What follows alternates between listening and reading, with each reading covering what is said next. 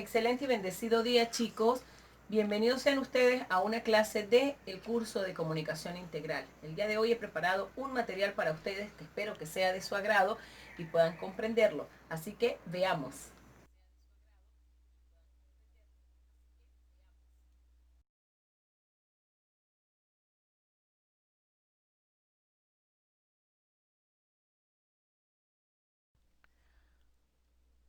Muy bien, mis queridos estudiantes, el día de hoy vamos a trabajar con nuestro maratón de comunicación integral.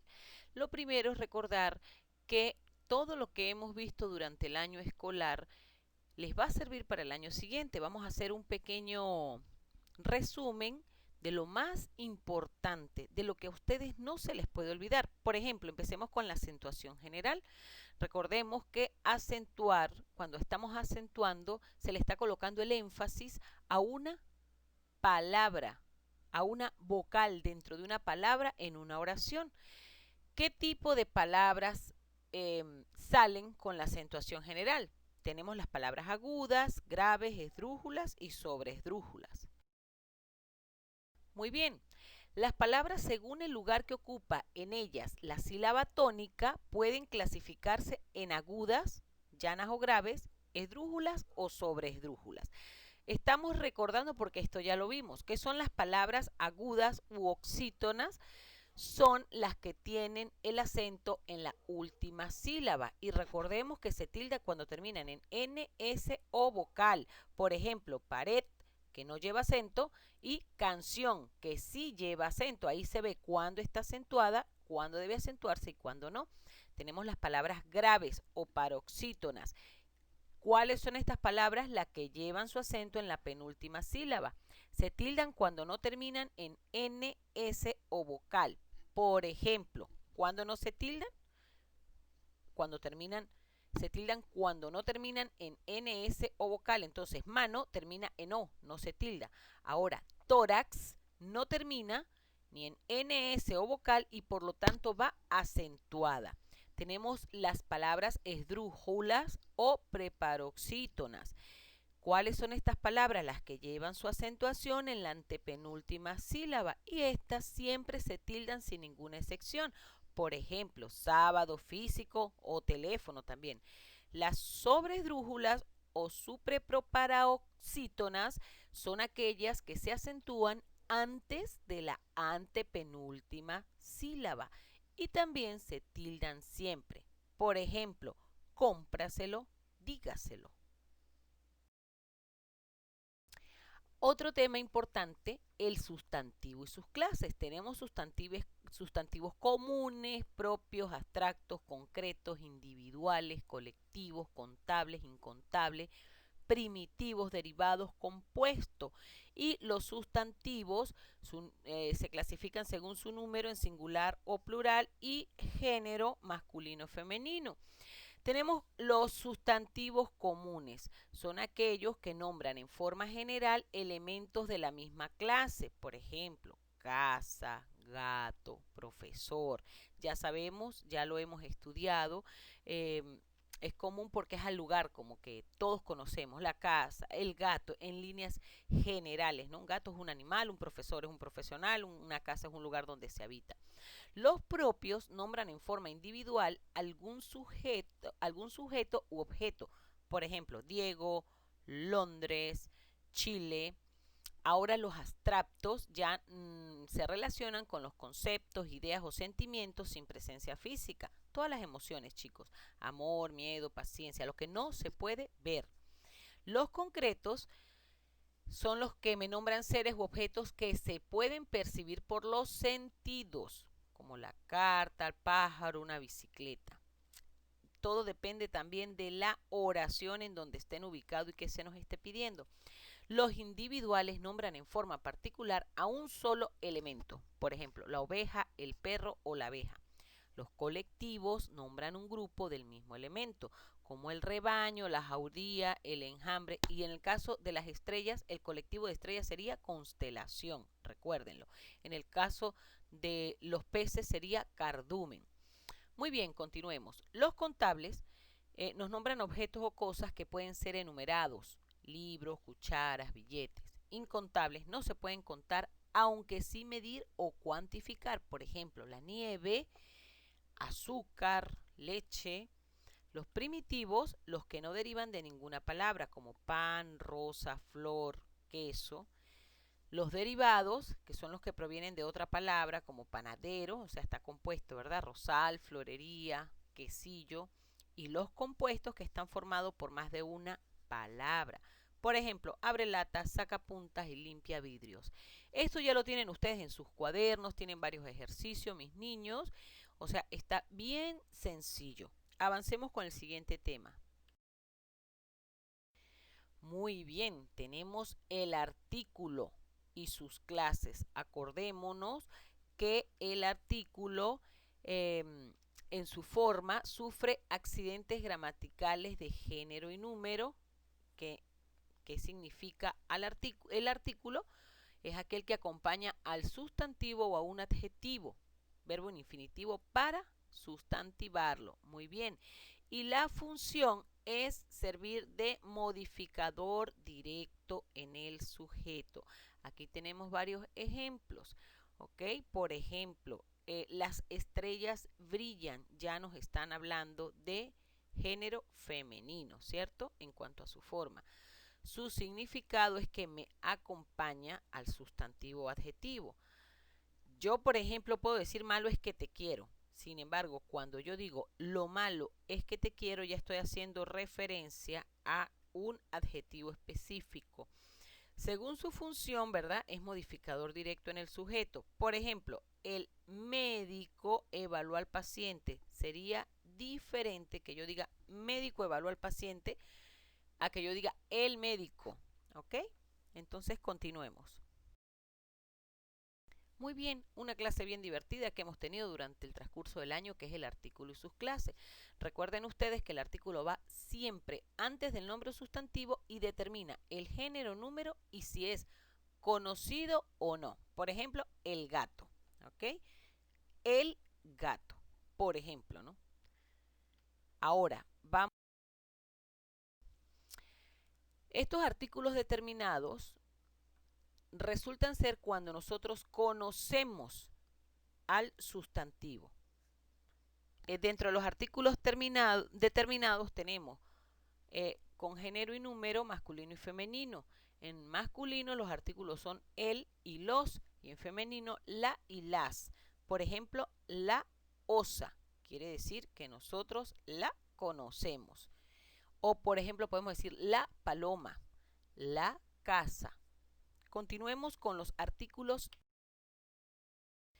Con los artículos indeterminados son aquellos que hacen referencia a un sustantivo que se desconoce.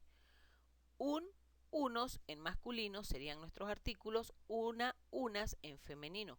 Un oso, o sea, cualquier oso puede haber sido, o una osa, ya no conozco la osa. Unos osos, si estoy hablando en plural, o puedo decir una paloma o unas palomas, ¿ok? Esos son los indeterminados. Tenemos el artículo neutro. Ojo con esto. Forma parte de los artículos determinados. Se usa con adjetivos, adverbios o participios. Por ejemplo, lo bueno. ¿Ok? Entonces estos artículos no me cambian, no me transforman, sino le dan un aderezo a nuestro sustantivo, a nuestro adjetivo. Perfecto, ahora tenemos la clase de los pronombres. Recuerden ustedes que los pronombres son las palabras que sustituyen al nombre en una frase y que nunca acompañan al sustantivo. Tenemos los pronombres posesivos que indican posesión o pertenencia. Si yo digo, esa maleta es mía, el pronombre es posesivo. Ese lápiz es mío, la cartera me pertenece, ya estoy hablando de posesión. Tenemos los pronombres personales. Nombran a la persona que habla, a la que escucha o a la persona que se le dice algo. Y dentro de estos pronombres personales tenemos los tónicos y los átonos. En los tónicos pueden aparecer solos o separados del verbo. Por ejemplo, él se fue ayer. En los átonos siempre aparecen al lado del verbo. Os llamaré María lo compró ayer. Y por supuesto que tenemos también los pronombres demostrativos que señalan la distancia con respecto a la persona de la que se habla. Yo pudiera bien decir, no es por esa calle, es por esta. Como también puedo decir, pásame ese libro, acomoda esa silla. ¿Ok? Entonces son pronombres que establecen una relación de lejanía o cercanía según la persona que se habla. Dentro de los pronombres tenemos los numerales y los indefinidos. Los numerales expresan cantidad u orden de manera precisa y estos a su vez se dividen en cardinales y ordinales. Los cardinales expresan cantidad, 1, 2, 3, 1 millón, 5 millones. Los ordinales expresan un orden, primero, segundo, tercero. Ahora bien, en los indefinidos no ocurre esto. Los indefinidos expresan cantidad de manera imprecisa. Puedo decir una, unos, ningún, ninguno, varios, muchos, pocos, demasiado, bastantes. O sea, no hay una definición exacta, ¿ok? Perfecto, ahora vamos con el sujeto. Ya esto es tema de nuestro último trimestre. Recordemos que el sujeto es el elemento de la oración del cual se dice algo. ¿Cómo reconocemos al sujeto dentro de una oración? Preguntando quién más el verbo, quiénes más el verbo o qué más el verbo. Que la estructura del sujeto es núcleo del sujeto, modificador directo, modificador indirecto y aposición. Entonces, esto ya es un tema que hemos visto, mis niños. Recordemos que el núcleo del sujeto es la palabra más importante dentro del sujeto y esta palabra puede ser un sustantivo, un pronombre, que el modificador directo son los artículos y adjetivos que acompañan al núcleo del sujeto, que como modificador indirecto podemos decir que es el conjunto de palabras unido al núcleo del sujeto por medio de preposiciones. Esto ya lo hemos desarrollado, mis niños, estamos dando un pequeño repaso antes de que ustedes puedan presentar su examen y para que tengan los temas exclusivos de nuestro final. Y la aposición, que es una palabra o grupo de palabras que designa una misma realidad o añade información al núcleo del sujeto. Tenemos los tipos de sujeto, el expreso, que está presente en la oración. Por ejemplo, Andrea es mi amiga, ya sabemos que es de Andrea específicamente, o de Carmen o de Juan, de quien se habla. El sujeto tácito, que es aquel que no está escrito en la oración, pero que se puede reconocer si reemplazamos esa carencia por un pronombre. Yo puedo decir jugaron fútbol, jugaron básquet, caminaron al parque, compraste flores para tu madre y simplemente le coloco el pronombre, como ellos, tú, nosotros. Muy bien, el sujeto simple es aquel sujeto que presenta solo un núcleo. Núcleo, tengámoslo entendido como que es la persona de la que se habla, solo hablamos de una. El señor maneja un carro o la señora cocina rico. El sujeto compuesto es aquel sujeto que presenta más de un núcleo. Por ejemplo, el gato y el perro. Ya estoy hablando de dos cosas, de dos animales. El gato y el perro se pelearon anoche. María y Juan, ya aquí estoy hablando de dos personas, por eso es compuesto. María y Juan escriben en sus cuadernos. El incomplejo, en este tipo de sujetos, el núcleo del sujeto no tiene modificadores, es decir, no hay ninguna palabra que lo acompañe. Por ejemplo, Andrés es amigo de Juan. Antonio fue a ver el último clásico.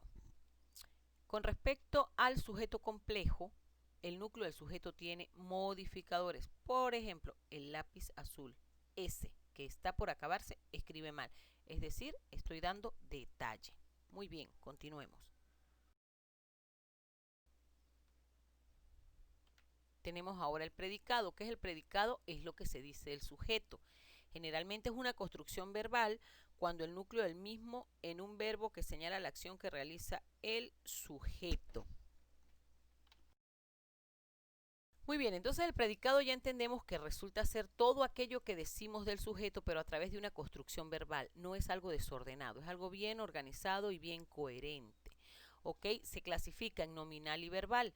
Es nominal cuando está formado por un verbo copulativo como ser, estar, parecer o permanecer, y es verbal cuando se denomina predicado verbal a la clase de sintagma verbal, cuando el núcleo no es un verbo copulativo, es decir, que no es ninguno de estos verbos ser, estar, parecer, permanecer. La estructura del predicado tiene su núcleo, que es la palabra más importante y lo constituye un verbo conjugado, tiene un objeto directo que es el complemento verbal, que nombra al ser o al objeto sobre el que recae directamente la acción referida del verbo y lo obtendremos preguntando qué más el verbo. Y el objeto indirecto, que es el complemento verbal que designa al destinatario de la acción nombrada por el verbo. Por ejemplo, Juan compró flores para su mamá. ¿A quién compró Juan flores? A su mamá, ¿verdad? ¿Para quién o para quiénes compró Juan flores? Para su mamá. Entonces, ese es el objeto directo. Resulta ser la persona sobre la cual se va a ejercer la acción. Tenemos ya casi cerrando los signos de puntuación. Recordemos que hemos trabajado con la coma, que es un signo de puntuación que siempre indica una pausa breve. Tenemos la coma enumerativa que separa elementos nombrados de una manera análoga, pero no se usa antes de las conjunciones o disyunciones finales. Y o. La coma vocativa que separa el nombre del sujeto a quien nos dirigimos del resto de la oración. Esta persona, la que se denomina vocativo, no forma parte de la estructura de la oración. Vamos a comer, niños. Recuerden ustedes que les había hecho anteriormente un ejemplo en donde les decía que si yo le quito la coma, suena vamos a comer niños, como si yo voy a ir a comerme a los niños. Entonces, si le coloco esa coma vocativa, ya se sabe que se va como a invitar a los que están de ahí para allá. Gina, haz tu tarea, se está haciendo una invitación sobre algo, ¿ok? La coma elíptica se emplea para reemplazar a un verbo y así evitar redundancia. Con este ejemplo hemos trabajado también. El profesor escribe en el tablero y para no volver a decir, y los alumnos escriben en el cuaderno, para eso se utiliza la coma elíptica, para reemplazar esas palabras que generan redundancia dentro de una oración. Muy bien, finalmente tenemos el punto, el paréntesis y la diéresis. ¿Ok? El punto ya sabemos, el signo de puntuación que cierra un texto. Tenemos punto y seguido, punto y aparte y punto y final. El punto y seguido separa oraciones dentro de un párrafo, el punto y aparte separa párrafos distintos y el punto y final cierra un texto u oraciones. El paréntesis se utiliza para encerrar dentro de un escrito lo que son las fechas, los años, las siglas, también para encerrar alternativas u opciones, es decir, encierra un dato aclaratorio, ¿ok? Y la diéresis se le conoce también como crema. Este signo va colocado sobre la U de las sílabas we, wi, indicando que la U debe pronunciarse, ¿ok? Bien chicos, esto ha sido todo por hoy. Espero hayan comprendido. Recuerden que vamos a estar interactuando. Van a resolver su hoja de aplicación, van a desarrollar sus ejercicios y seguimos en contacto. Por favor, se cuiden, lávense las manos con frecuencia y nos vemos.